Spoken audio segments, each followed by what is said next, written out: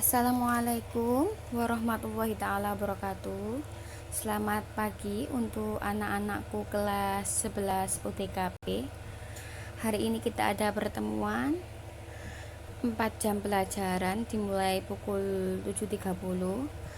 Mata pelajaran yang akan saya bahas pada hari ini yaitu otomatisasi tata kelola humas dan keprotokolan. Oke, untuk kompetensi dasar kali ini, setelah pertemuan daring sebelumnya, kita sudah membahas tentang ruang lingkup kehumasan. Untuk kompetensi dasar ruang lingkup kehumasan, sudah saya anggap tuntas karena materi, tugas, semuanya sudah mengumpulkan. Terima kasih yang sudah mengumpulkan tepat waktu untuk semuanya. Ya, kali ini saya akan membahas tentang regulasi bidang kehumasan. Silakan dibuka LKS-nya halaman 18. Jadi kalian bisa melihat YouTube sambil membaca di LKS-nya. Regulasi bidang kehumasan ada 3 poin ya di sini yang akan saya bahas untuk regulasi bidang kehumasan. Yang pertama yaitu pengertian regulasi humas. Yang kedua, pedoman regulasi humas. Dan yang terakhir, dampak regulasi humas. Sebelum kalian mengetahui pengertian regulasi humas, kita akan membahas dulu pengertian regulasi dulu. Jadi dasarnya dulu, regulasi. Apa itu regulasi? Regulasi itu sebuah aturan.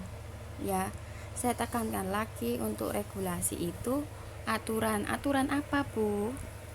Jadi regulasi itu aturan yang dibuat untuk membantu mengendalikan suatu kelompok atau masyarakat atau organisasi demi mencapai tujuan tertentu.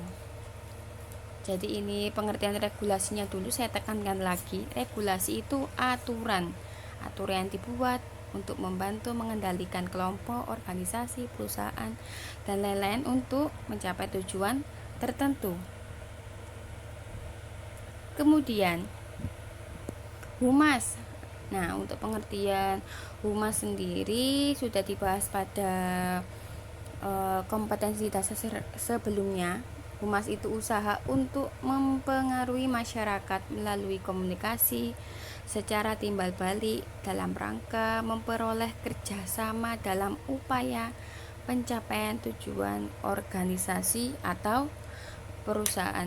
Jadi jika digabungkan antara pengertian regulasi dan humas itu sendiri, apa itu regulasi humas? Apa itu regulasi humas? Nah,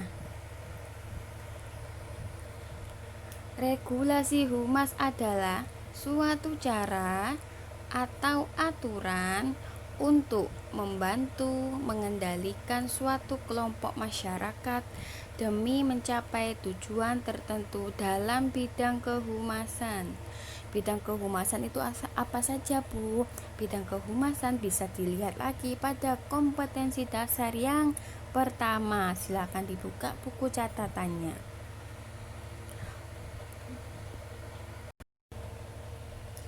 Oke, setelah kita sudah membahas tentang pengertian regulasi humas, selanjutnya kita akan membahas tentang pedoman regulasi humas.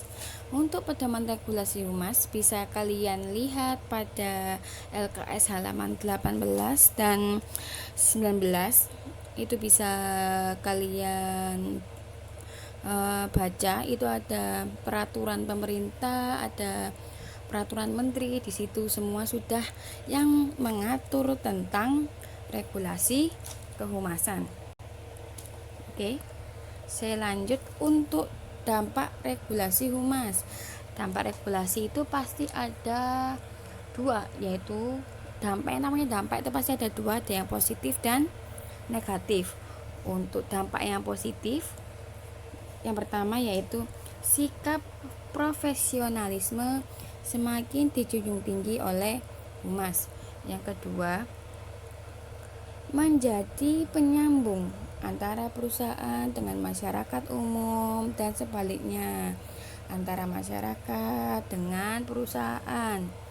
Yang ketiga yaitu informasi yang diberikan humas terjamin kebenarannya. Kemudian untuk dampak negatif itu yang pertama yaitu informasi yang diberikan bisa disisipi, kata lain dari disisipi itu diselipin ya, dengan kepentingan perusahaan atau organisasi. Yang kedua, proses penyampaian informasi disampaikannya lebih rumit. Kenapa Bu? Kok lebih rumit? Karena pada regulasi biasanya terdapat aturan yang mengatur penyampaian informasi. Oke, dari sini mungkin kalau ada pertanyaan tentang regulasi bisa ditanyakan pada saat tatap muka. Saya akhiri pertemuan daring pada pagi hari ini. Semoga ilmu yang saya berikan bermanfaat. Salam sehat untuk kalian semua. Jaga kesehatan. Terima kasih. Wassalamualaikum warahmatullahi taala wabarakatuh.